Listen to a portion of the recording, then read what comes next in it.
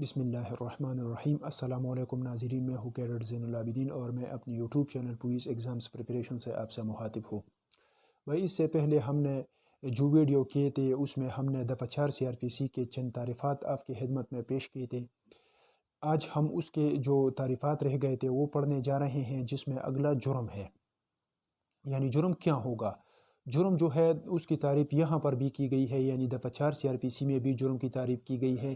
اس کے علاوہ PPC دفعہ 46 میں بھی جرم کی تعریف کی گئی ہے، یعنی ہر وہ فعل یعنی ہر وہ کام جو کسی نافذ الوقت قانون کے رو سے قابل سزا ہوں، یعنی اگر کوئی ایسا کام ہو جس کے لیے فی الوقت اگر کوئی قانون مقرر ہو اور اس قانون میں اس کام کے کرنے کے لیے کوئی سزا مقرر ہو تو وہ کیا کہلائے گا؟ وہ جرم کہلائے گا۔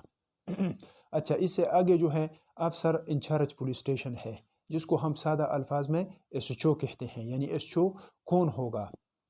اچھا، یہاں پر SHO کی تعریف جو ہے کچھ اس طرح کی گئی ہے کہ اگر افسر محتمم تھانہ، جو عام طور پر ایک سب انسپکٹر ہوتا ہے، اگر وہ تھانہ میں موجود نہ ہو، بیمار ہو یا روز خط پر ہو یعنی چھٹی پر ہو، تو اس سے اگلے عہدے کا جو پولیس افسر ہو وہ SHO تصور ہوگا۔ یعنی اگر ایک SI ہو یا کوئی ہیڈ کانسٹیبل ہو تو پھر وہ SHO تصور ہوگا، یعنی افسر محتمم تھانہ تصور ہوگا، لیکن اس کا عہدہ کانسٹیبل سے جو ہے آگے ہونا چاہیے۔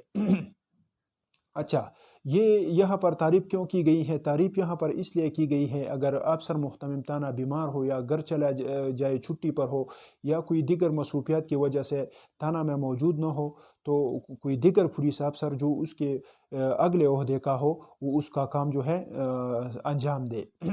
اچھا، اس سے آگے کیا ہے؟ اس سے آگے جو ہے مقام ہے، یعنی مقام کیا ہے؟ مقام میں جو ہے کوئی عمارت ہو، خیمہ، جہاز وغیرہ، یہ جو ہے یہ تمام مقام میں آتے ہیں۔ یعنی اگر کوئی عمارت ہے یا کوئی ٹینٹ لگا ہوا ہے یا کوئی جہاز ہے، یہ تمام جو ہے یہ مقام کے تعریف میں آتے ہیں۔ اچھا، اس سے آگے جو ہے پلیڈر ہے۔ پلیڈر کیا ہوگا؟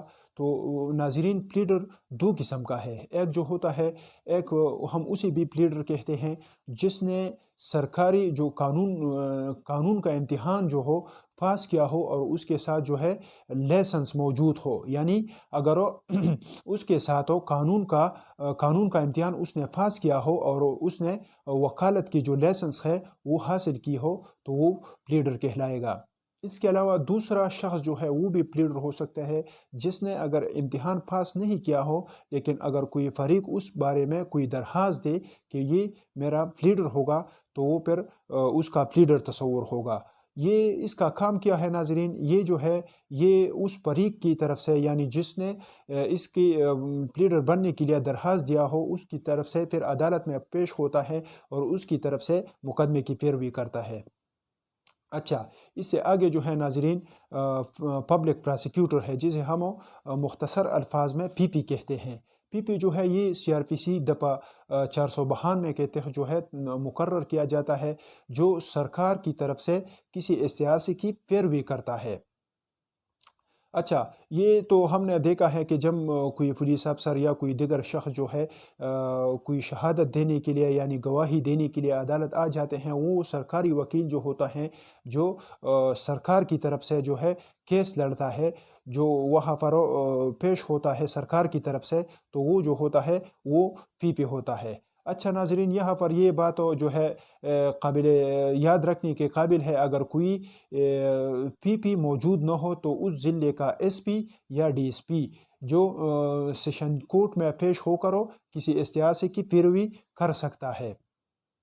اچھا، اس سے آگے جو ہے اس سے آگے سب ڈویژن ہے، یعنی سب ڈویژن کیا ہوگا؟ سب ڈویژن جو ہے یہ ضلع کو جو چھوٹے چھوٹے حصوں میں تقسیم کیا جاتا ہے تو اس کو سب ڈویژن کہتے ہیں۔ اچھا، یہ کیوں تقسیم ہوتی ہے؟